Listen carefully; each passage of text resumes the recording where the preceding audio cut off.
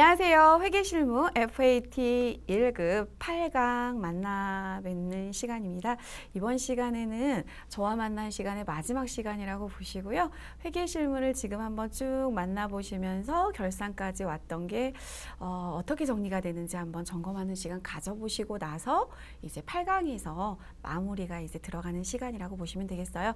실제로 8강에서 저하고 만나보실 부분은 재무제표 작성하는 흐름하고 저희 시험에서 회계 정보 분석 문제라고 해서 나오는 비율 분석들 문제들이 있어요. 그거 관련된 내용들 살펴볼 시간이라서 실제로 이 부분에 대한 AT 시험 문제는 회계 정보 분석 뒤에 객관식 사지선다형 문제에 영향을 미치는 부분이라고 보시면 될 것 같습니다. 또한 실무에 입각해서 보시면 회계 후 순환 과정의 가장 끝자락이고 1년 농사 짓는 마지막이라고 봐야 될까요? 기업의 언어가 회계죠.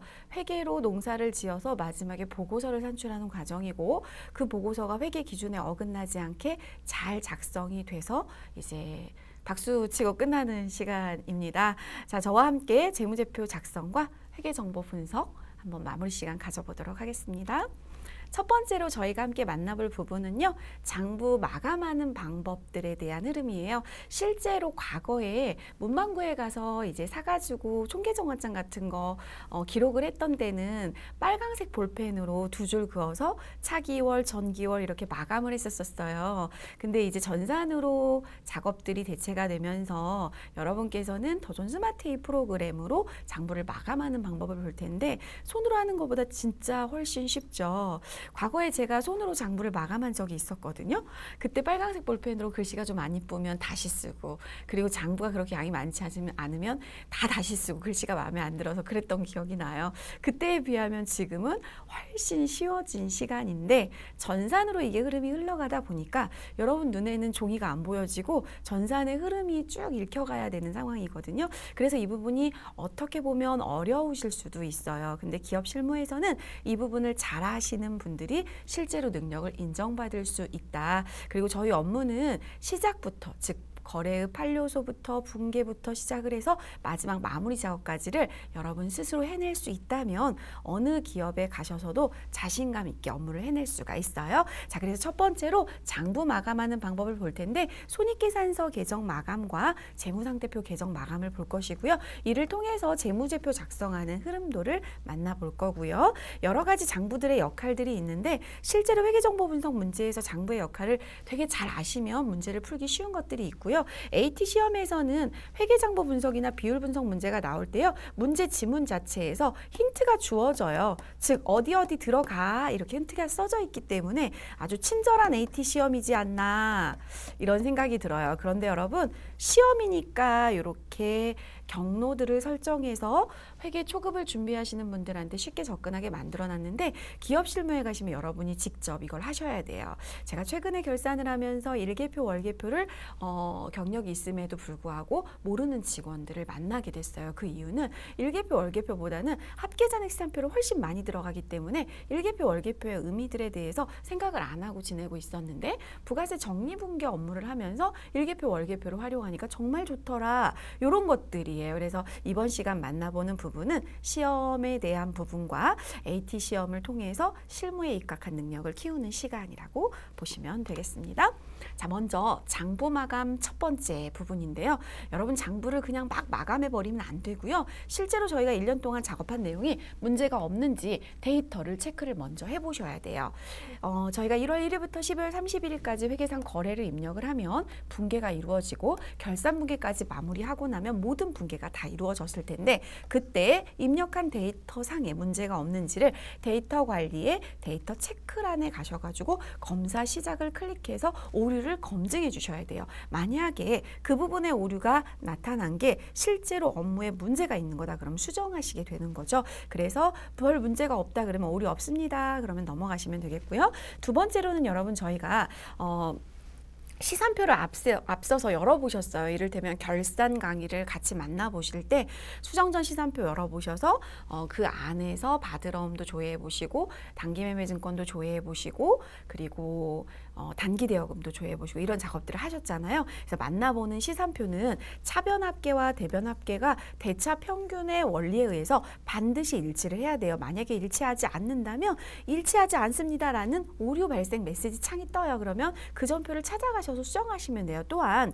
여기까지 가시기 전에 합계잔액 시산표까지 가시기 전에 전표 입력을 할 때도 전표 입력 창을 딱 빠져 나오려고 하면 대체 차액 있는데 어떡하죠? 이렇게 해서 차액에 대한 검증을 할 수 있는 메시지가 자가검증 기능이 있어요. 그러니까 거기에서 오류를 검증을 하셨다면 합계잔액 시산표에서는 오류날 일이 없겠죠. 그래서 차변 대변의 일치가 이루어진다면 괜찮아 라고 생각하시면 되고요. 합계잔액 시산표는요. 전표에 대차 차액이 없으면 적정하다라는 정확성을 검증하는 서류인데 만약에 여러분 저희가 차변에 10,000원을 입력하고 대변에 10,000원을 입력해야 되는데 그날 너무 피곤하고 바빠가지고 차변에 1,000원 입력하고 대변에 1,000원 입력했습니다. 그럼 합계잔액 시산표는 대차 차익이 뜰까요? 안 뜰까요? 안 뜨죠. 하지만 그 오류는 검증하지 못하죠. 합계잔액 시산표는. 그래서 여러분이 아주 정확하게 다른 업무를 하시다가 어머 10,000원 해야 되는데 1,000원 했네 라고 발견하시게 되는 거예요. 실제로 이제 사람이 하는 일이다 보니까 제일 최초의 작업인 요 분계 있잖아요. 거래 작업 입력하는 거 이걸 가장 정확하게 하신다면 별 문제가 없으시고 실무에서는 저교를 아주 자세히 써주신다면 업무 보실 때 정말 도움이 많이 되세요. 자, 이제 손익계산서 개정 마감이 이제 세 번째로 이루어지면 되는데요. 손익계산서는 여러분 수익과 비용으로 이루어져서 결국은 단기의 경영성과인 단기 순이익이 산출이 되는 보고서라고 보시면 되겠죠. 그러면 왜 재무상태표 먼저 마감을 안 하고 손익계산서 먼저 마감을 합니까? 라고 얘기를 하실 것 같은데 프로그램상으로는 재무상태표 개정을 마감한다는 것은 이제 이 프로그램을 다 내년으로 넘기겠다. 만약에 저희가 손익계산서 개정을 마감을 하잖아요. 그러면 손익계산서는 내년으로 가져가는 아이가 아니죠. 즉 1월 1일 2020년도라고 보고 2020년 1월 1일부터 12월 31일까지의 거래들을 무엇으로? 손익으로. 손익도 하나의 계정이에요. 대체 분계를 하고 제로화 시켜버려요. 즉 수익과 비용에서 대변에 있던 수익은 차변으로 없어지고 차변에 있던 비용은 대변으로 없어지면서 대체 마감이 돼서 제로화가 되거든요. 이 제로화는 제 표현이에요. 결산 재무제표에 이익잉여금 처분계산서에 가셔가지고 전표 추가를 누르면 자동으로 손익대체 분계를 프로그램에서 해주게 되어 있어요. 그런데 이 부분은 시험에 나오진 않아요. 즉 손익대체 분계를 수험생 여러분이 하세요. 그렇게 나오지 않지만 실제 실무에서는 정말 중요한 거죠. 또한 네 번째로 재무상태표 개정의 마감 후 2월은요, 여러분 채권, 채무 걸려있는 코드들 있죠. 예금 이런 코드들도 전부 다 연결이 돼서 넘어가게 되어 있고요. 얘는 1월 1일부터 지금까지 사업을 하면서 12월 31일 이 시점에 가지고 있는 현금, 보통예금, 외상매출금이잖아요. 즉 제로화 시키면 안 되고요. 얘는 가져가야죠. 내년으로 2021년으로 따라서 내년으로 가져가는 차기 2월 작업을 해서 2020년도 1월 1일에 가보면 그대로 그 금액이 넘어와 있는 걸 확인하실 수가 있어요. 따라서 재무상태표 개정은 제로화되지 않고 2월 돼서 가져가게 되죠. 그러면 손익계산서 개정을 제로화 시키게 되면 결과적으로는 단기 순이익은 여러분 앞서 제가 말씀드린 내용하고 요건 연결이 되는데요. 미처분 이익 잉여금으로 연결이 되는 거예요. 근데 더전 프로그램에서 저희가 차기로 넘길 때는 375번 차기 2월 이익잉여금으로 가져간다라는 말씀을 앞 강의에서 드렸는데 그 자료가 이 대체 마감을 하면서 느껴지실 거예요. 즉 얘가 결국은 375번 2월 이익잉여금으로 다 넘어가는구나 라고 느끼는 시간을 만나보실 거고요. 재무상태표는 이렇게 2월 하면서 다음 연도에 영향을 미치게 되는 거죠. 따라서 마감 후 2월 버튼을 누르잖아요. 그럼 저절로 재무상태표 개정이 마감이 된다 이렇게 보시면 되겠어요. 자, 그러면 저희 앞서 말씀드린 내용들을 순차적으로 4가지를 수행을 해볼 텐데요. 첫 번째 데이터 체크하셔서 여러분이 지금까지 저와 함께 하셨던 작업들이 문제가 없는지, 두 번째 합계잔액 시산표를 조회하셔서 대차 차액이 제로가 되는지, 손익계산서의 당기순이익 확인한 다음에 이익잉여금 처분계산서를 가세요. 왜냐하면 이 당기순이익이 이익잉여금 처분계산서의 당기순이익 자리로 반영이 되기 때문에 그래요. 그러고 나서 상단부의 전표 추가를 클릭하면 방금 말씀드린 손익으로 대체되면서 손익계산서에 있는 항목들은 제로화 작업이 이루어지게 되는 거죠. 자, 이 작업을 하실 때는요. 당기 처분 예정일을 2021년 2월 27일로 넣어주시고요. 전기 처분 확정일은 2020년 2월 27일로 넣어주세요. 저희가 2020년도 결산을 하고 나면 주주총회를 열어서 이사회 회의록에 결정이 나는 부분들은 다음 연도에 결정이 나기 때문에 그 이익잉여금 처분에 대한 회계 처리는 다음 연도에 하게 됩니다. 재무상태표 개정은 마감 후 2월을 눌러서 다음 연도로 마감을 하시면 되겠습니다. 그러면 이제 더존 프로그램을 열어서 순차적으로 1, 2, 3, 4 한번 가보도록 하겠습니다. 더존 스마트A FAT 1급에 3638 주식회사 한국인삼으로 로그인 하셔서요. 데이터 체크부터 같이 하실 텐데 데이터 체크는 데이터 관리 메뉴의 밑에서 두 번째에 있는 데이터 체크 버튼을 클릭을 하셔서요. 자, 저희 전표 중복 번호 요것도 체크하시고요. 상단부에 검사 시작을 이렇게 눌러주세요. 네, 검사 시작을 눌렀을 때 아무런 메시지가 뜨지 않는다라는 것은 에러가 나지 않았다라고 판단하시면 되고요. 두 번째로 합계장액시산표 조회를 한번 해보도록 하겠습니다. 합계장액시산표는 대차 차액이 나타나지 않는다면 문제가 없다라고 판단하시면 되겠죠. 자, 문제가 없습니다. 합계장액시산표는 왼쪽의 합계와 오른쪽의 합계, 왼쪽 차변의 잔액과 오른쪽의 잔액이 맞으면 에러를 안 띄우는 아이고요. 완벽한 검증 작업은 하지 않아요. 앞에 말씀드린 것처럼 내가 10,000원인데 차대변을 1,000원으로 다 양쪽에 균등하게 잘못 썼다. 그러면 얘는 차대변이 맞기 때문에 에러를 띄워주지는 않아요. 그래서 모든 검증을 얘가 다 하진 않고요. 대차 차액에 대한 검증 오류를 잡아낸다. 대차 차액을 띄우면서 이렇게 보시면 되겠습니다. 자, 세 번째로 손익계산서 열어서 당기순이익 확인한 후에 이익잉여금 처분계산서로 갈 텐데요. 자, 손익계산서 12월로 여시면 매출액 마이너스 매출원가는 매출 총이익, 마이너스 판매비와 관리비는 영업이익 플러스 영업의 수익 마이너스 영업의 비용은 법인세 차감 전 순이익 마이너스 법인세는 당기순이익. 해결되는 문제들만 저희가 수행하면서 왔기 때문에 지금 당기순이익 상태로 보여지는데요. 저하고 금액이 정확히 일치 안 하셔도 흐름만 맞으시면 돼요. 자, 당기순이익 확인하셨으면 이 당기순이익 금액이 어디하고 일치가 돼야 되냐면 이익잉여금 처분계산서에 당기순이익이 끌려오거든요. 걔하고 일치가 돼야 돼요. 자, 여러분 어떤 보고서를 열었을 때 부가가치 신고서를 열었을 때도 그렇고요. 이렇게 제목의 내용이 저장된 게 있습니다라고 하면 이렇게 해석하시면 돼요. 이익잉여금 처분계산서 저장된 데이터 있어. 그거 저장된 거 갖고 올래? yes 그러면 여러분이 중간에 저장 한번 하고 나서 추후에 고친 데이터들을 업데이트해서 갱신해서 가져오지를 못해요. 따라서 이럴 때는 아니오를 해야지만 전반적으로 다 업데이트해서 가져오는 거예요. 기억나세요? 부가세 신고서 할 때도 부가세 신고서 조회하고 나서 저장된 데이터 불러올까요? 그거는 저장된 부가세 신고서인데 그거 갖고 올까? 그 얘기예요. 수정해가지고 갱신한 거, 고친 거 갖고 오고 싶다 그러면 아니오를 누르셔야 돼요. 마찬가지죠. 자, 그랬더니 지금 당기순이익 일치가 되고요. 전기월 미처분 이익잉여금 요 금액은 뭐냐면 여러분 저희 1강에서 정기분 재무상태표 다루실 때 이렇게 2월 이익잉여금이라는 거 있었어요. 요 금액이 여기 이익잉여금 처분계산서 요 금액하고 일치가 되는 금액이고요. 단기에 이익이 났으니까 이 두 덩어리가 합해져서 차기로 넘어가는 미처분 이익잉여금이 되는 거예요. 이 덩어리가 재무상태표의 미처분 이익잉여금과 일치하면 재무상태표는 에러가 안 나요. 하지만 여러분이 재무상태표를 열기 전에 얘를 열지 않았다면 재무상태표는 얘하고 돈을 비교하게 되어 있는데 이 돈에 대해서 세팅이 안 됐기 때문에 차액이 발생한다고 에러를 띄워주게 되는 거죠. 그래서 얘를 먼저 작업을 하시는 거고 문제에서 2020년도에 대한 처분 예정일은 2021년도 2월 27일 보통 이제 12월 말 결산 법인이면 다음 달 초에 주주총회를 열어서 결정난 부분들을 배당도 하고 하기 때문에 다음 연도에 초로 이제 처분 예정일이 되어 있고요. 작년도 거는 올 2020년 2월 27일 날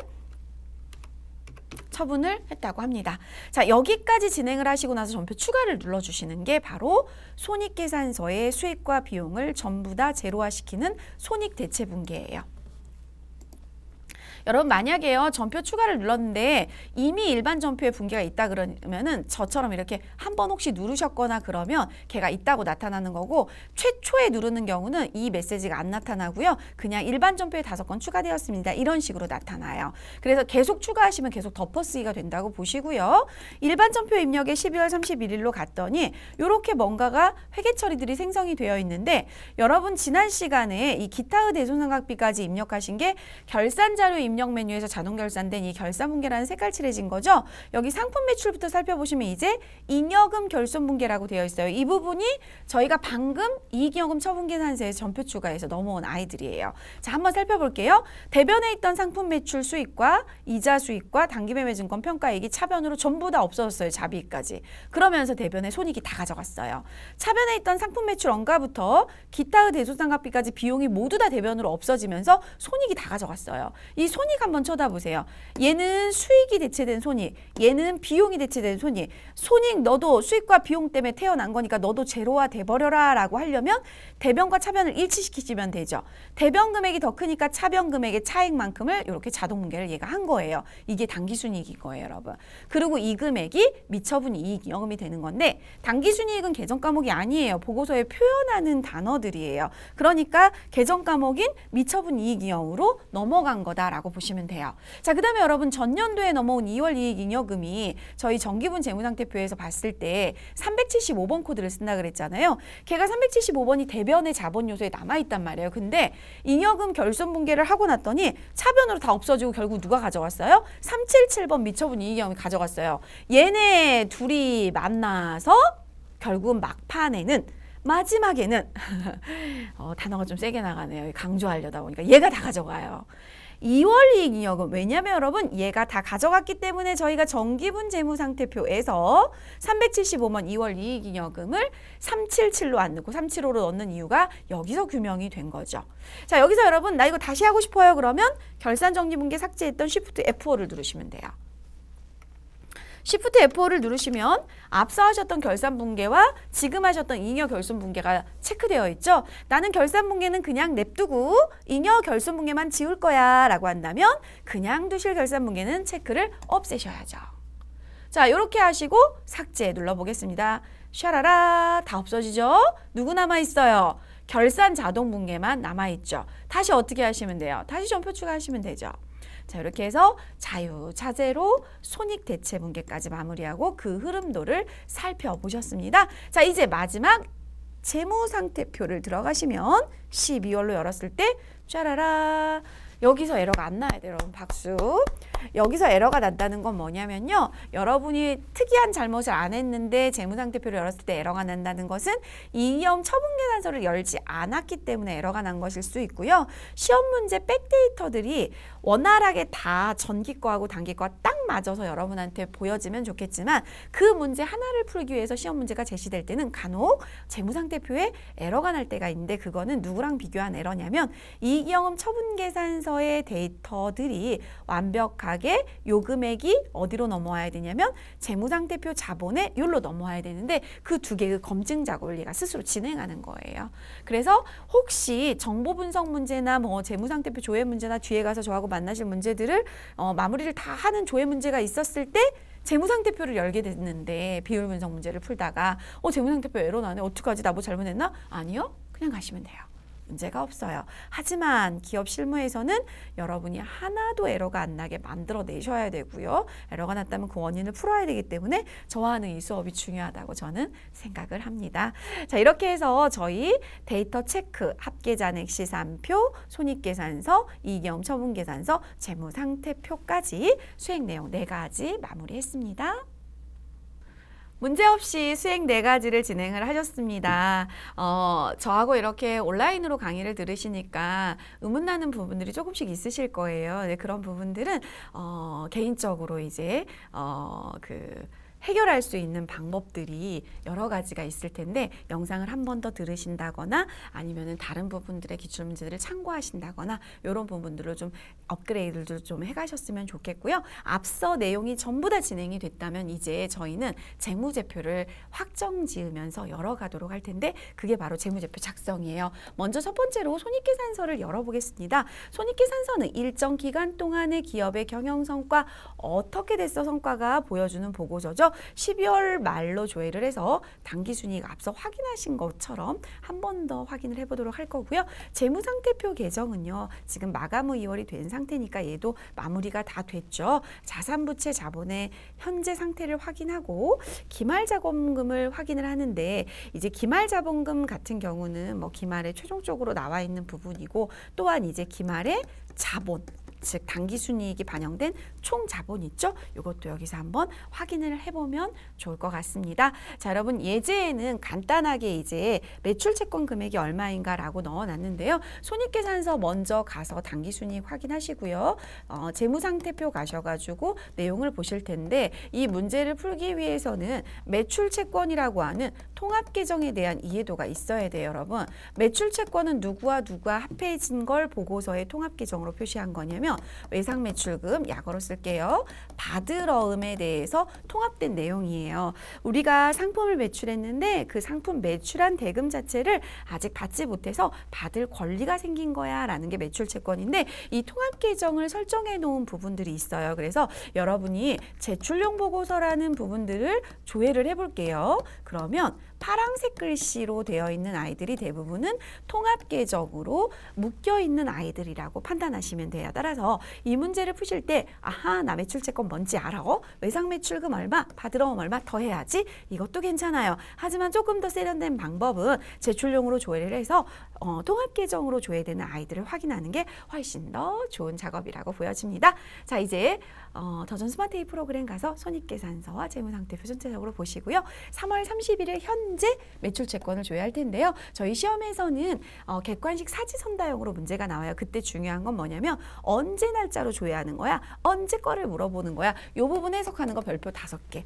문제를 풀긴 풀었는데 정확하게 풀지 않아서 쉬운 문제도 틀리는 경우가 생기거든요. 그래서 시점이나 기간이 주어진 건 조심하셔야 돼요. 자 이제 살펴보러 가보도록 하겠습니다.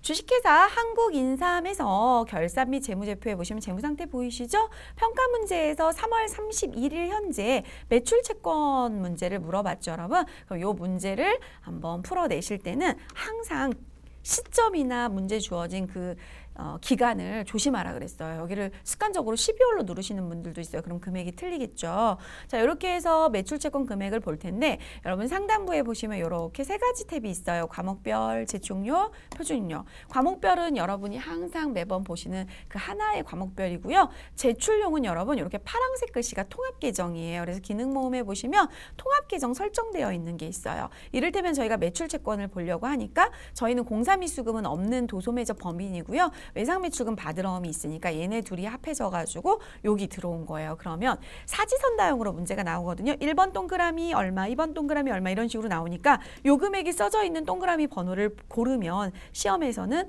문제가 없이 진행이 된다라고 보시면 되겠죠. 그래서 매출채권 금액 확인하셨습니다. 이번에는 재장부를 살펴볼 시간인데요. 재장부라는 건 여러 개의 장부라는 표현으로 제가 기록을 해놓은 거고요. 여러분 실제로 저희 메뉴들에 보면 장부들이 정말 많아요. 근데 저희가 주요부하고 보조부를 굳이 구분해서 좀 말씀을 드리면 주요부는 매번 거래 내역을 분개하는 분개장과 그 분개된 내역은 날짜별로 쭉 위에서 아래로 열거가 되어 있어서 내가 만약에 원하는 정보를 보고 싶다라고 했을 때 자 1월 1일 날부터 12월 31일까지 이렇게 거래가 됐습니다. 차변대변 되어 있는 게 분개장인데 자 그러면요. 외상매출금만 12월 2일자로 얼마인가요? 잔액 이렇게 물어봤을 때는 분개장을 다 더하고 빼고 하셔야 되잖아요. 그렇기 때문에 각 계정별로 장부를 만든 거예요. 그게 바로 총계정 원장이죠. 따라서 분개장과 총계정 원장은 주요 장부로 남아있게 되는 거고요. 얘네들 2개만으로는 해석할 때 시간이 되게 많이 걸리니까 보조 장부들이 존재합니다. 현금 출납장, 당좌예금 출납장, 매입장, 매입장, 매출장. 이 매입 매출장이 저희는 한꺼번에 이제 메뉴에 들어와 있고요. 받으러 온 기입장, 지급어 온 기입장, 상품 재고장, 매출처 원장, 매입처 원장 등 기업에서는 아주 다양한 보조장부들이 있어요. 뭐 세부적으로 다 만드시면 돼요. 그게 보조장부인데 실제로 이제 저희 더준 스마트 A 프로그램에서는 메뉴에 있는 내용들을 위주로 살펴볼 것입니다. 자, 전표 출력은요. 매일 아침에 출근해서 김혜숙 회계 담당자가 이 업무를 합니다. 하루에 거래가 만약에 50개가 있었다 그러면 50개의 회계 처리를 전표를 출력을 해서 상사한테 결제를 맡으러 갑니다. 그러면 그 다음날 출근해 있으면 상사의 결제 내역이 내려와 있습니다. 아, 그러면 잘했구나. 아니면 수정사항 있으면 수정하는구나. 이게 저희의 일상생활이에요. 예, 법인에 근무하는 회계 담당자들의 업무들이죠. 따라서 전표는 매일 출력을 해서 결제를 올리시면 되는데 이 부분은 기업마다 좀 다르겠죠. 하지만 제 경험에서 제가 근무했던 법인은요. 매일매일 출근해서 퇴근하기 전에 4시경에 결제를 올렸고 그게 좀 빨리 결제가 떨어지면 그날 내려오고요. 좀 늦게 떨어지면 그 다음날 아침에 내려와서 내가 잘못된 부분은 바로 잡고 이렇게 했었는데 사실 전표 출력하고 같이 올라가야 되는 게 일개표라는 게 있어요. 여러분 저하고 살펴보실 예정인데 전표는 있잖아요. 그날의 거래를 하나하나씩 다 만들어낸 거잖아요. 근데 일개표는 하루 거 거래를 모아놓은 거예요. 즉 만약에 합계잔액 시산표를 지난 시간에 보셨는데 합계잔액 시산표에 있는 내용들 자체가 1년 거라면 일개표는 그날 하루 거예요. 그래서 전표가 다 더해지면 일개표가 만나야 되는데 얘네 둘이 틀어지게 됐을 때는 뭐가 문제가 있는 거죠. 그래서 문제가 없다 그러면은 이거 두 개 다 결제 올려서 결제가 내려오면 오케이 하고 가면 되는 거죠. 분계장은요. 이 전표 출력된 아이들이 하나의 장부로 나타나는 거고 앞서 말씀드린 것처럼 주요 부입니다. 총계정 원장은요. 계정 과목별로 모두 모여라 해가지고 모아놓은 거고요. 월 자료를 더블 클릭하면은 계정별 원장을 자세히 들어갈 수가 있습니다. 자, 총계정 원장을 각 계정별로 더블 클릭해서 들어오는 아이가 바로 계정별 원장인데요. 계정별 원장은 총계정 원장의 보조장부라고 보시면 되겠고요. 총계정 원장을 외상매출금을 조회했을 때 외상매출금을 따닥 더블 클릭하면 외상매출금에 대한 세부적인 기록이 바로 이 계정별 원장에서 자세히 나타나고 있습니다. 현금 출납장 같은 경우는요. 이제 계정별 원장에 가끔 이런 질문을 하세요. 왜 계정별 원장이 101번 현금은 안 나오나요? 101번 현금은 현금 출납장이라는 보조장부가 있기 때문에 그거 빼고 나머지들이 조회가 된다라고 보시면 되겠고요. 거래처 원장은 별표 해볼까요? 매입 매출장도 별표 해볼까요? 별표 한 3개 정도? 시험에 너무 많이 나와요.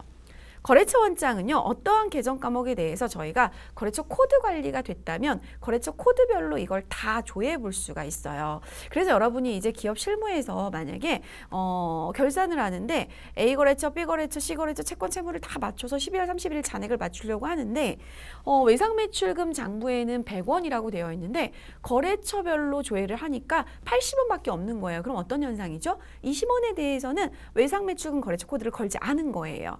그래서 전체적으로 보셔야 될 건 뭐냐면 총 외상매출금과 거래처 원장에서 거래처별로 조회되는 외상매출금이 일치가 되는지 만약에 일치가 안 되면 거래처 코드를 안 건 게 있는지 살펴보시면 원인이 파악이 될 거예요. 그래서 거래처별 관리가 필요한 계정 과목들은 거래처 코드를 반드시 입력하면 되는데 저희 시험에서는 거래처 코드를 채권, 받을 권리, 채무, 갚아야 될 의무, 예금 요렇게 걸도록 되어 있잖아요. 그런데 여러분 기업 실무에서는요. 이거 말고도 엄청나게 다양한 거래처 코드를 걸죠. 이를테면 4대 보험 관련해서 국민연금관리공단, 근로복지공단, 그리고 건강보험관리공단 이렇게 다 건단 말이에요. 왜냐하면 장부 관리를 원활하게 하기 위해서. 그래서 시험에서 최소한의 것들을 여러분이 경험을 하시고 실무에 가셔서는 이 이론에 입각해서 내가 업무를 편하게 볼 수 있게 세련되게 볼 수 있게 스마트하게 볼 수 있게 편리하게 이용을 하실 수 있는 그런 인재가 되시면 되는 거예요. 자, 매입 매출장 같은 경우는요. 저희 과세 유형별로 조회를 할 수가 있는데요. 저희가 과세 유형 배운 게 매출 쪽은 3가지 배우셨죠. 자, 뭐 배우셨죠? 한번 말씀해 보실래요? 입 밖으로 소리를 내야 공부가 더 잘 된다 그랬어요. 10% 있고 세액량에서 있고 매출인 거 11번 과세 매출. 면세 품목이고 계산서 발급된 거 13번 면세 매출. 10% 있고 세액량에서는 없지만 신용카드 매출 전표가 있는 과세 품목인 거 17번. 이렇게 3개가 시험에 나온다 그랬죠. 그래서 3개 다뤄보셨고 매입 쪽 같은 경우는 51번 11번의 짝꿍 53번 13번의 짝꿍, 매출과 매입만 바뀌는 거죠. 57번, 17번의 짝꿍, 그리고 누구 하나, 돌연변이. 54번 불공사유 관련해서 공부를 하셨죠. 이 불공은 51번하고 같은 맥락으로 가는데 51번하고 똑같이 10%가 있고 세액예한서가 있고 매입인 상황에서 불공제 사유라면 54로 턴에서 가셔야 돼요. 제가 이 턴이란 얘기를 왜 하냐면요. 54를 공부하실 때 제가 헷갈리는 거 하나 말씀을 드릴게요. 거래처 창업 선물로 토마토 10박스를 그날 점심에 직원들 먹으라고 거래처 직원들께 선물했다라면서 계산서로 토마토를 사온 게 있어요. 근데 이게 거래처 직원이니까 접대잖아요. 근데 접대를 하는 순간 불공의 접대가 떠오르는 거예요. 그래서 54로 가시면 땡! 안 된다. 왜요? 54는 10%가 있고 세액예한서가 있는 51번에서 파생된 아이예요. 세금예한서가 있고 10%가 있지 않으면 불공제 매입이라는 표현도 못 써요. 53번 계산서는 뭐가 없어요? 매입세액이 없어요. 그러니까 불공제라는 표현도 쓸 필요가 없어서 접대를 했더라도 53번이면 그냥 접대비하고 부가세는 없는 거래니까 53으로 가시면 되는 거예요. 자, 이렇게 해서 저희가 이제 여러 가지 장부들을 봤는데요. 여러 가지 장부들에 대한 내용들에 대해서 문제 지문을 한번 샘플로 풀어볼 텐데 실제로 여러분 이렇게 과세 신용카드로 매출한 거에 대한 건수와 공급대가 이렇게 메인 매출 전표상 입력한 내용들을 물어보잖아요. 그러면 메인 매출장이 가장 편해요. 그리고 이제 AT 시험이 제가 친절하다고 한 이유는 이런 단서를 줘요, 시험에서. 그럼 이 단서 따라가시면 되고요. 만약에 일개표, 월개표가 시험에 나올 때가 있는데 일개표, 월개표 같은 경우는 어떤 걸 조심하시면 되냐면 현금으로 지출한 어떠어떠한 계정 과목, 현금으로 받은 어떠어떠한 계정 과목 이런 거를 현금 클로스 체크하면서 계정 과목을 물어볼 때는요. 해답이 얘밖에 없어요. 왜냐면 일개표, 월개표에는요. 계정 과목 위에 현금이라고 왼쪽과 오른쪽에 써있는데 걔네들이 현금으로 나갔어, 현금으로 들어왔어라는 걸 힌트를 주는 거예요. 자, 우선 메인 매출장 조회해 보시고요. 장부들 조금씩 보시면서 제가 부연 설명을 더 좀 스마트 A로 드리도록 하겠습니다. 3683 주식회사 한국인삼의 장부들을 먼저 좀 한번 쭉 눈으로 보고요. 그리고 저희 문제 주어져 있는 거 푸실 텐데 여러분 문제 주어져 있는 거는 메인 매출장에서 주어졌죠. 근데 여기 가시기 전에 실제로 여러분이 기중에 일반 전표 입력이나 메인 매출 전표 입력을 하잖아요. 그러면은 분계장에 그 내용들이 모이죠. 분계장을 1월 1일부터 1월 31일까지만 한번 열어볼게요. 그럼 이렇게 매일매일 1월 1일부터 31일까지 했던 내용들이 이렇게 나오고 인쇄 버튼을 누르시잖아요. 그러면 이렇게 인쇄된 화면에 분계장이 눈에 보여지세요. 실제로 여러분이 분계장을 1년에 한 번 정도는 출력을 해서 보관해 놓고 계시는 게 주요부 보관을 할 수 있는 내용이겠죠. 철 예쁘게 해 놓으시면 되고요. 여기서 이제 결제란 같은 거 만들고 싶다 그러면 여기에서 결제란 인쇄함 눌러가지고 결제란 등록해서 담당 결제란 칸수 한 3개 해가지고 자 여긴 담당 여기다 김혜숙 사인해가지고 가면 되겠죠? 자, 과장이 결제한다. 그럼 과장님 사인. 그리고 이사님이 결제한다. 그럼 여기까지 전표 분계장은 여기까지 결제한다. 그럼 이렇게 만들어지는 거예요. 그래서 결제를 올리면 되고 실제로 이렇게 A4 용지지만 더존에서는 이제 양식지 같은 것도 이제 더존 프로그램에 입각해서 예쁘게 컬러풀하게 나오고 있어서 분계장 뽑으면 되게 예쁘게 나와요. 자, 이렇게 해서 보게 되고요. 그 다음에 이제 저희가 주요 장부가 또 뭐가 있었죠? 총계정원장이 있었죠. 총계정원장을 1월 달로 조회하려고 했더니 어머 조회가 안 되네요. 네, 맞아요. 여러분 요거 하나 외울까요? 총총총 달달달 월월월. 제가 시험 보는 친구들한테 하는 얘기인데요. 총총총 달달달 월월월. 그게 총계정원장이야. 얘는요. 달별로 월별로 조회할 때 유익한 장부예요. 만약에 날짜별로 조회하고 싶다 그러면 계정별 원장을 들어가시는 게 좋아요. 자, 월별로 해서 만약에 여러분 저희가 뭐 103번 보통예금을 이렇게 조회를 하겠다 그러면 이렇게 한 달 한 달로 이렇게 눈에 보여지는 거죠. 근데 만약에 1월 달 거에 대한 보통예금 장부가 궁금하다. 따닥 더블 클릭하면 뭐가 열리죠? 계정별 원장이 조회가 되는 거예요. 만약에 여러분 제가 총계정 원장에서 101번 현금 이렇게 조회를 했어요. 나오죠. 1월 달 거 따닥 조회하잖아요. 그러면 계정별 원장이 조회가 되네요. 여러분 현금도. 앞서 그러면은 계정별 원장도 조회가 되네요. 현금이. 현금 출납장이 있어서 얘가 조회가 안 되는 줄 알았는데 조회가 됩니다. 그러면 현금 출납장도 있고 계정별 원장에서도 현금이 조회가 되네요. 자, 제가 계정별 원장을 메인 화면으로 다시 들어갈게요. 그래서 1월 1일부터 1월 1일까지 101번. 여기서 조회가 안 된다는 말씀을 드렸었던 거거든요. 여기서 101번이 조회가 이렇게 안 돼요. 자, 여기 처음부터 끝까지 했거든요. 그런데 101번이 빠져 있잖아요. 근데 계정별 원장에서는 이렇게 101번이 빠져 있는 이유가 보조장부인 현금출납장이 있어서 그렇다라고 제가 앞서 말씀을 드렸는데 이 현금출납장 때문에 연동이 돼서 1월 31일까지만 볼게요.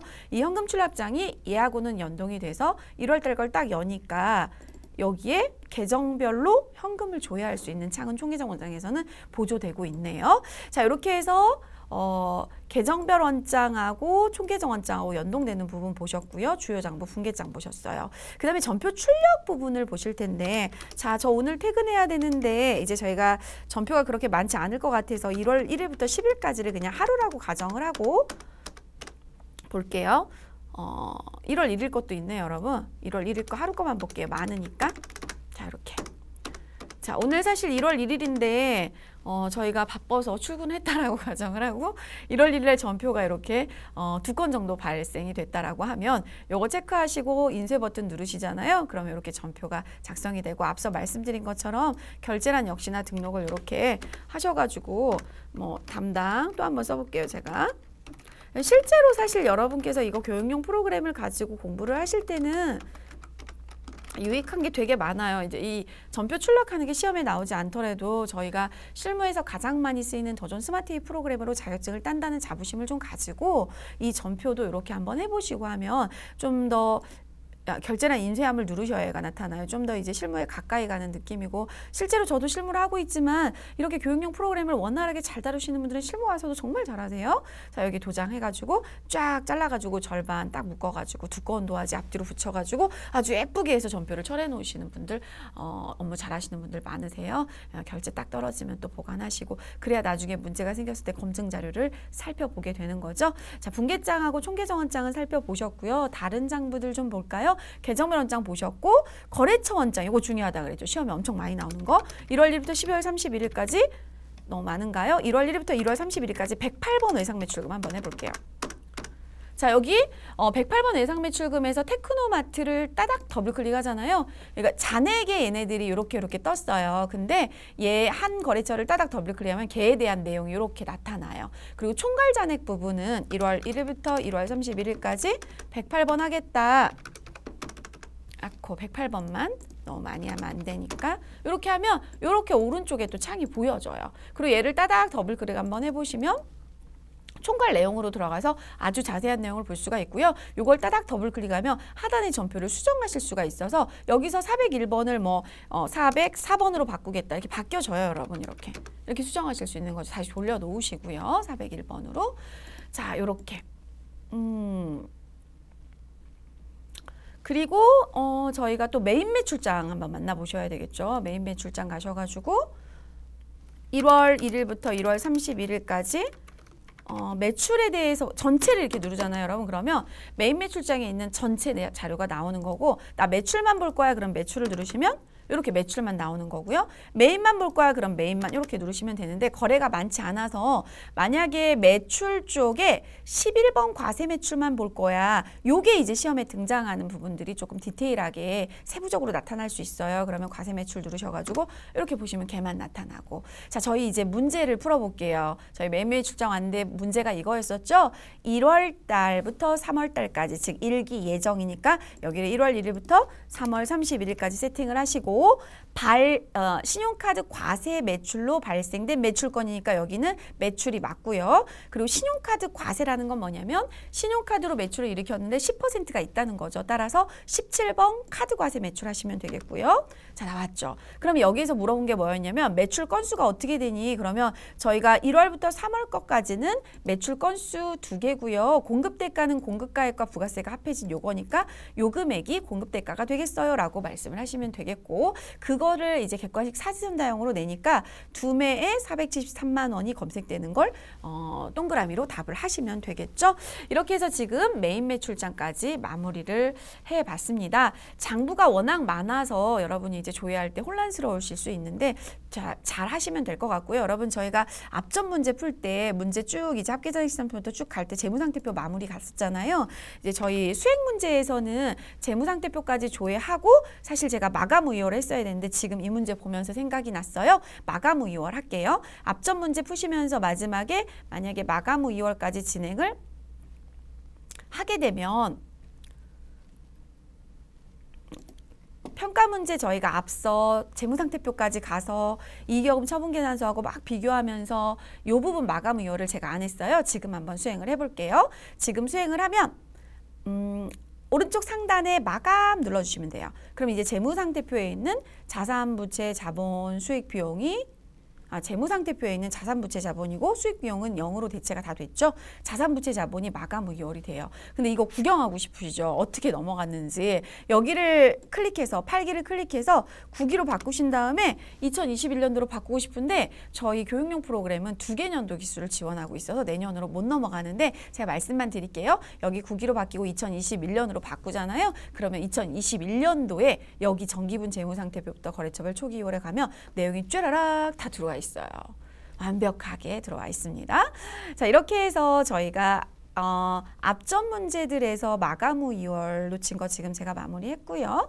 그리고 메인 매출장 조회까지 마무리가 돼서 실제로 여러분이 원하시는 문제를 다 풀어봤고요. 그 외에 이제 보조장부들도 사실은 여기 보시면은 일일자금 명세서가 있고 예적금 현황이 있고 받으러옴 현황, 지급어음 현황, 어음집계표 뭐 이런 것들이 있어요. 그래서 일일자금 명세서도 가끔 조회 문제에서 출제가 되면 만약에 뭐 3월 27일 거 일일자금 명세서를 열어놓고 현재 당좌예금 잔액이 얼마냐 뭐 이렇게 물어보는 것도 있고 보통예금 잔액이 얼마냐 이렇게 물어보는 것들도 있어요. 그러면 해결하시면 되고 예적금 현황에 가셔서 만약에 12월 31일자로 잔액들이 얼마냐 이렇게 물어보면 각각의 통장별 잔액들로 객관식 문제로 대응해서 보시면 되고 받으러옴 현황 같은 경우도 뭐 1월 1일부터 그냥 조회할게요.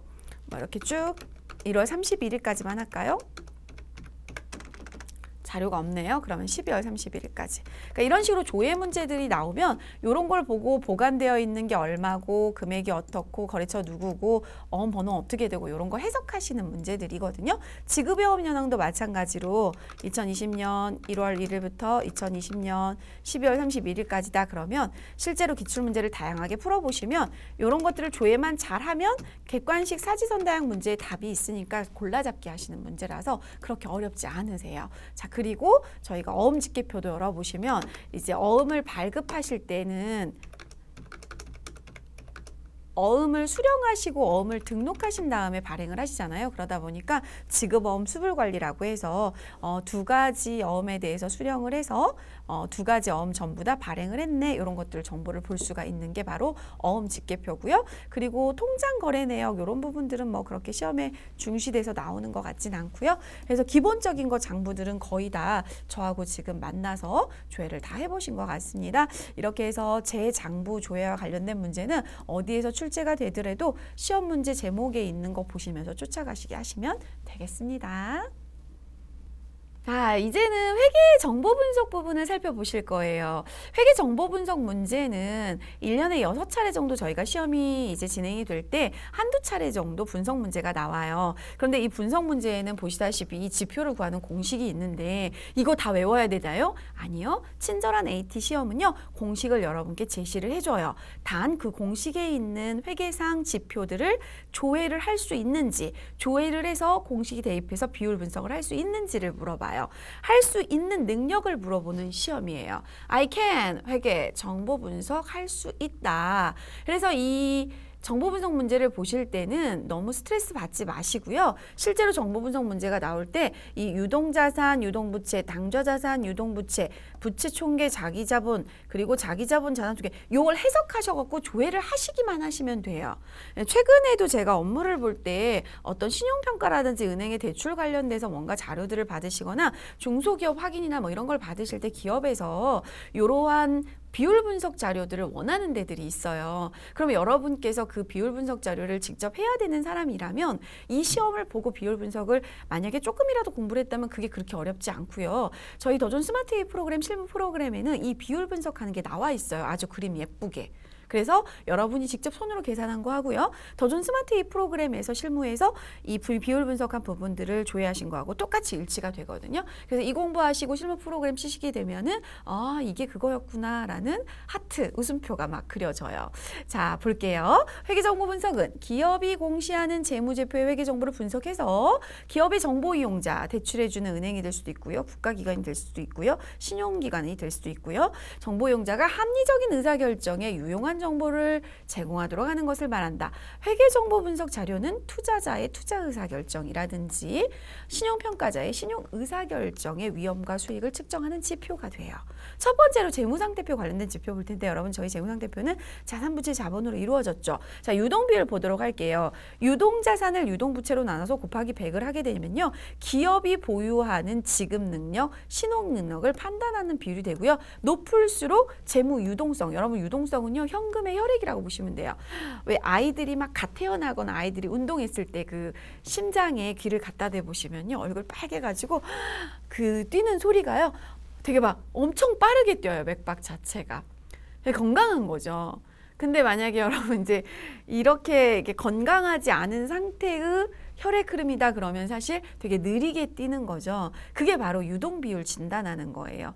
유동자산 그리고 유동부채, 유동자산을 유동부채로 나눠서 곱하기 100을 하면 비율이 나오는 거고요. 당좌 비율은 방금 보셨던 유동자산이 당좌자산보다 조금 더 큰 덩어리죠. 왜냐하면 유동자산 안에는 당좌자산과 재고자산이 있으니까요. 재고자산 빼고 당좌자산만 해봐. 조금 더 팔딱팔딱 현금 흐름을 보는 거예요. 당좌자산 나누기 유동부채를 하게 되면 유동자산 나누기 유동부채 한 거보다 조금 더 현금의 혈액 순환을 더 가까이 가서 보겠다라는 거예요. 그래서 현금화로 구체화됐죠. 여기서는 지급 능력, 신용 능력을 판단하겠어 이거지만 밑에서는 현금화라는 표현을 쓰고 있잖아요. 조금 더 빠른 이런 부분들을 볼 수 있는 거죠. 그래서 단기 채무를 잘 갚을 수 있는지 뭐 이런 것들을 판단을 하게 되고요. 부채 비율은 뭐냐면 자기 자본, 즉 자본은 얼마 없는데 빚만 되게 많은가? 뭐 이런 걸 보는 거죠. 그래서 부채 총계에서 자본 총계를 부채 총계를 자본 총계로 나눠서 100을 하게 되면 지급 능력을 측정하는 비율로서 높을수록 위험하죠. 자, 여기는 어땠어요? 높을수록 좋아 이랬잖아요. 근데 여기는 높을수록 어떻죠? 위험하죠. 여기는 부채 비율이고 앞에는 유동 비율이었으니까요. 여기도 높을수록 좋겠죠, 여러분. 현금 혈액 흐름이 되게 좋은 거니까. 자기자본 비율은요. 자기자본을 분자해 놓고 자산을 분모해 놔서 기업 재무 구조의 건전성을 측정하는 비율이에요. 그래서 이게 높을수록 건전하다. 얘도 높을수록 좋죠. 누가 돌연변이에요? 요거죠. 여러분 보시면 유동 비율, 당좌 비율, 자기 비율 같은 그림으로 가고요. 부채 비율만 높으면 안 좋은 거죠. 자, 이제 손익계산서 관련 지표 보도록 할 텐데요. 매출액 마이너스 매출원가는 매출 총이익이죠. 그러다 보니까 매출 총이익률은 분자에다 얘를 그대로 갖다 놓으시면 돼요. 매출 총이익을 매출하고 나눠서 100을 곱하면 매출로부터 얼마의 이익을 내느냐. 자, 나는 100만큼 매출했는데 매출 총이익률이 10%야. 뭐 이런 것들. 나는 100만큼 매출했는데 매출 총이익률이 20%야. 그러면 20%가 높은 거잖아요. 높을수록 좋아요. 이익을 많이 내고 있는 거죠. 여러분 이제 어떤 분들이 이제 대화를 하시는 거 보면은 나는 100원에 사와서 110원에 판다? 10원밖에 못 남겨. 나는 50원에 나와서 50원에 사와서 100원에 판다? 나는 110원에 파는 물건은 이 사람 100원에 파는데 사오는 게 50원인 거예요. 나는 100원에 사오는데 뭔가 있겠죠, 이유가. 그러다 보니까 이익이 자체가 다른 거죠. 그래서 매출 총이익률은 매출 총이익을 매출액으로 나눠서 곱하기 100을 하면 나오는 일이고요. 여러분 손익계산서에 보시면은 매출액 마이너스 매출원가는 매출 총이익이고 그리고 거기서 판매비와 관리비를 빼면 뭐가 나와요? 영업이익이 나오죠. 영업이익률은 영업이익을 분자해 놓고 매출액으로 나누면 되고요. 영업활동에 의한 성과를 판단하는 비율인데 판매활동과 직접 관계가 없는 영업의 소익은 여기에서는 영업의 손익은 빼는 거죠. 영업의 손익은 여러분 영업이익 밑에 있는 거죠. 영업이익 플러스 영업의 수익 마이너스 영업의 비용은 법인세 차감전 순이익이니까요. 그리고 주당 순이익은요. 여러분 저희 이제 그 손익계산서 오른쪽에 보시면 기능모음이라는 게 있고요. 여기에 가보시면 주당 순이익을 구하실 수가 있는데 주식수만 넣으시면 당기순이익을 주식으로 나눈 주당 순이익이 나와요. 한 주당 얼마의 이익을 남겼어를 나타내는 지표이고 지표 그 당기순이익 자체가 한 주당 얼마야라고 했을 때 그 한 주는 주주들이 가지고 있는 그 주식수에 대한 이익이라고 보시면 되겠죠. 그래서 주주의 몫을 나타내는 부분들 지표를 볼 때는 이렇게 되는 거죠. 여러분이 어떤 기업에 주식을 가지고 있다 그러면 이번에 주당 순이익이 얼마나 났어요? 이렇게 물어보시면 이런 판단이 되는 거죠. 시험은 이 정도 수준에서 문제가 출제가 되고 있고요. 혹시 저하가 다루지 않은 부분들의 비율 분석이 나온다 하더라도 실제로 공식이 다 나오기 때문에 손익계산서와 재무상태표를 찾아가시면서 그 내용들을 판단하시면 되고, 좀 이제 조심하실 건 뭐냐면 가끔 단기분에 대한 문제 말고 전기분께 나오는 경우가 있어요. 시험에서는. 왜냐하면 데이터를 수험생들이 건드린 상태였을 때 비율을 물어보면 A 수험생, B 수험생이 자료가 다 다를 거 아니에요. 그러니까 동일한 답을 산출하기 위해서 단기 거 말고 전기 거를 물어본다든지, 뭐 1월부터 3월까지는 데이터를 수험생이 안 건드린 상태였다면 그때 걸 물어본다든지 이런 식으로 문제는 나오고 있는 상황이에요. 자, 이제 평가 문제를 통해서 자료를 볼 텐데요. 방금 말씀드린 것처럼 이렇게 전기인지 단기인지를 조심하셔야 돼요.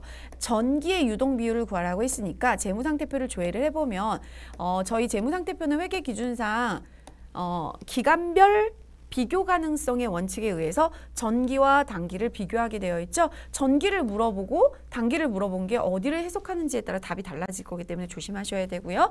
단기의 매출 총이익률을 구해라. 손익계산서 조회에서 하시면 되는데, 실제로 시험에서는 이 유동 비율과 매출 총이익률에 대한 공식이 제시가 돼요. 그러니까 걱정하지 마시고요. 저하고 앞에 보셨던 유동 비율과 매출 총이익률 분석에 대한 공식 참고하시면서 문제 풀어보도록 하겠습니다. 3638의 주식회사 한국인삼의 첫 번째 문제, 전기 유동 비율 문제를 풀어보도록 할 텐데요. 친절하게 재무상태표를 조회하라고 하니까 재무상태표를 조회를 했습니다. 그리고 12월로 조회를 했을 때 왼쪽에 보이는 건 단기 2020년도고요. 오른쪽에 보이는 건 전기인데 저희가 전기에 대한 유동 비율을 찾아봐라 그랬기 때문에 유동 비율 공식이 시험 문제에 주어져 있을 거고, 여러분 저하고 화면에서 보셨던 그 유동 비율을 분석을 해주시면 되겠는데요. 먼저 유동자산이 분자에 들어가야 되죠. 자, 유동자산은 여기 있네요. 요거 컨트롤 C 누르셔가지고 여러분 계산기 시험장 갈 때 가져가시잖아요. 그래서 가져가시지 않으면 이렇게 윈도우 계산기 사용하시면 요거 그대로 컨트롤 V 하면 붙여쓰기가 되고요. 그 다음에 유동부채는 쭉 내려가 보면 여기 있죠, 여러분. 컨트롤 C 누르셔서 나누기 합니다. 나누기. 다시 하겠습니다. 요거 다시 유동자산을 분자에 놓고 나누기 유동부채를 분모에 놓고 계산기 가져가시면 좀 편하실 수도 있어요, 여러분. 금액이 126, 1억 2,613만 원. 오타가 나면 비율 분석 금액이 정확히 안 나오지만 이제 사지선다형이다 보니까 오타 없이 정확히 하셨다면 사실은 문제 없이 소수점까지 다 나오거든요. 근데 뭐 원 단위 이하는 절사해라, 원 단위 미만은 절사해라, 소수점 어디까지 해라, 이런 단어를 잘 읽으셔가지고 작업을 하셔야 되겠습니다. 자, 여기까지 이렇게 하시고 나면 이 정도 3.77 이렇게 보여지는데 비율로 해야 되니까 곱하기 100을 해주시면 퍼센테이지가 나오는 거죠. 377% 나오네요. 즉 저희가 가지고 있는 유동자산 금액이 4억 7,500 정도 보여지고 있고요. 전기분거. 그리고 유동부채 금액이 1억 2,600 정도 되니까 비율 분석을 해보니까 이렇게 377% 정도는 되겠네요. 그래서 만약에 소수점 이하는 무시해라 그러면 377% 요게 사지선다형 중에 답이 되면 되겠죠. 자, 이렇게 해서 재무상태표 관련된 비율 분석 문제 풀어보셨고요. 두 번째 문제는 손익계산서 관련된 문제였는데 단기분 매출 총이익을 물어봤어요. 매출 총이익률을. 근데 이제 여러분하고 저하고 이 강의를 뭐 1강부터 끝까지 열심히 그냥 하나도 안 놓치고 정말 잘했다 그러면 저하고 데이터가 일치가 되겠지만 지금 데이터가 다소 일치가 되지 않더라도 신경 쓰지 마시고 여러분의 데이터로 이 매출 총이익률을 구하시면 돼요. 자, 매출 총이익률은 매출 총이익률 제목 그대로를 매출 총이익을 분자해 놓자 그랬죠. 단기분거 물어봤으니까 단기분거 매출 총이익을 그대로 계산기에서 분자해 놓고 나누기 그리고 매출액 부분을 나눠주시면 요거 나누기 매출액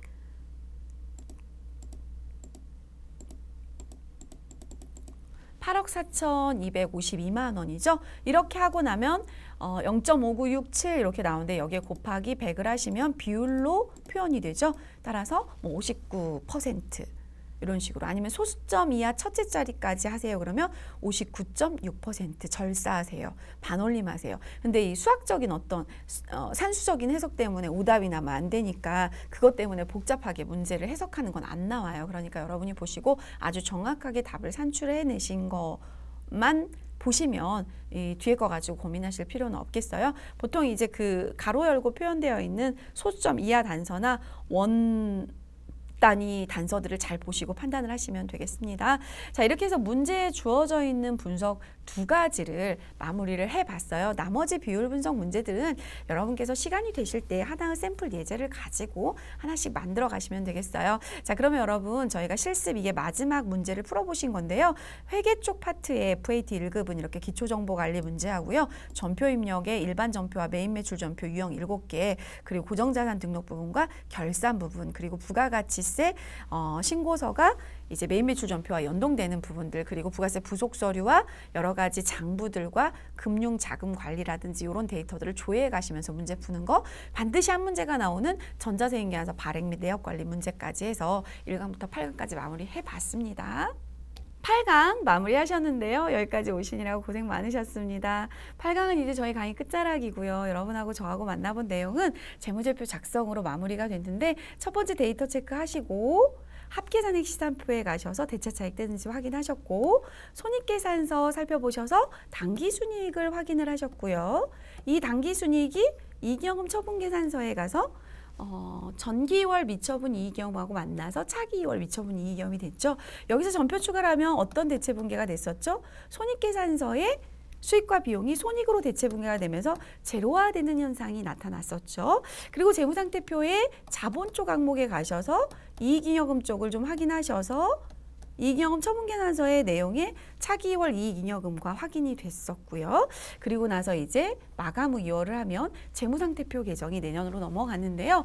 여러분 재무상태표 조회하실 때요. 항상 얘를 먼저 조회를 하셔야 에러가 안 나요. 만약에 시험장에 갔는데 비율 분석이라든지 재무제표 조회하는 문제를 풀다 보면 그 문제에 집중해 있다 보니까 재무상태표만 딱 조회를 하게 되죠. 그러면 에러가 생기거든요. 근데 에러가 생긴 이유 때문에 시험장에서 내가 당황하는 경우가 생길 수가 있는데 이 에러는 여러분이 잘못해서가 아니고요.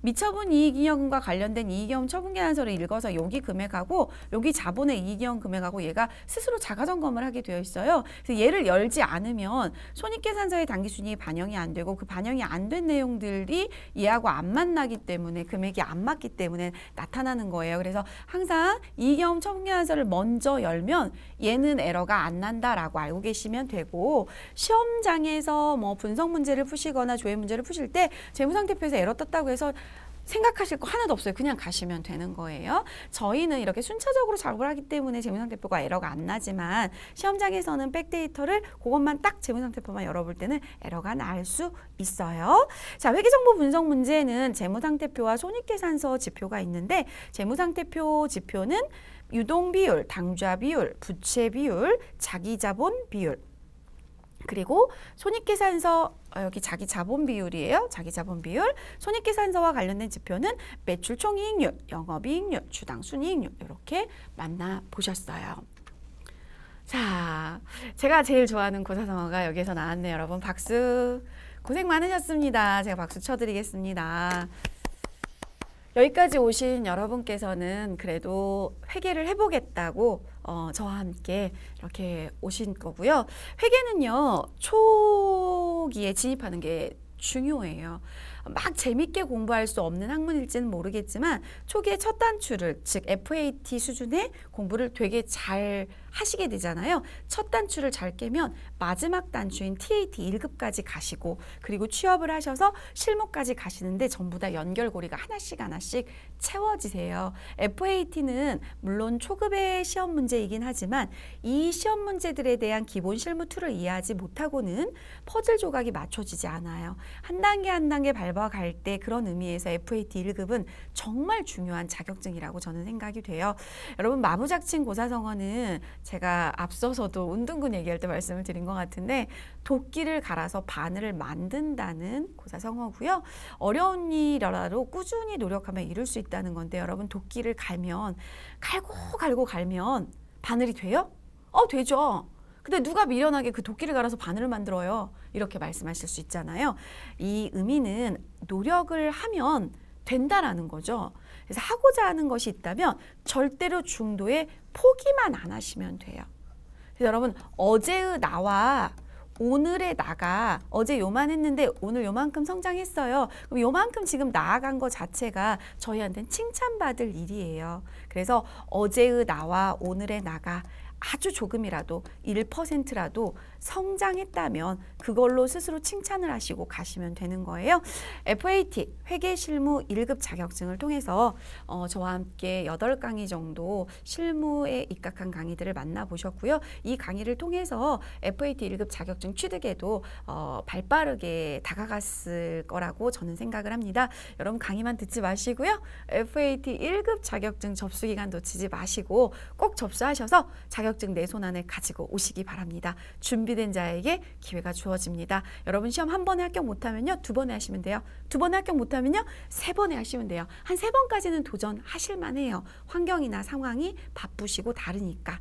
그래서 여러분 이 자격증을 내 손 안에 넣는 순간까지 마부작침이라는 마음으로 기다리시고 노력하셨으면 좋겠어요. FAT 1급 회계실무 강의를 통해서 만나 뵙게 된 김혜숙이었습니다. 강의 들어주셔서 감사합니다.